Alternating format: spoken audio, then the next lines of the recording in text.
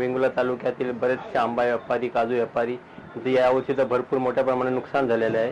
ते मध्ये मागे मदत जाहीर केली ती तुटपुंजी आहे. शेतकऱ्यांना कमीत कमी जास्तीत जास्त ती मदत मिळायला पाहिजे होती आणि आता जर मदत मिळत नसेल तर वर्षा बंगल्यावर थेट मुख्यमंत्र्यांच्या बंगल्यावर सर्व वेंगुर्ला तालुक्यातील शेतकरी धडक मोर्चा काढणार राजू शेट्टींच्या माध्यमातून आणि मोठ्या प्रमाणात शेतकरी जमा होणारच. तर त्यावेळी सरकारने लवकरात लवकर याची दखल घ्यावी. तर म्हणणं असं आहे की जी शेतकऱ्यांना जी मदत दिली गेली ती एकदम तुटपुंजी असल्यामुळे आम्ही सर्व शेतकरी आम्ही आज मदत मिळण्यासाठी राजू शेट्टीच्या नेतृत्वाखाली मी जिल्हा परिषद संजय गावडच्या नेतृत्वाखाली आम्ही वर्षा बंगल्यावरती धडक देणार आहोत.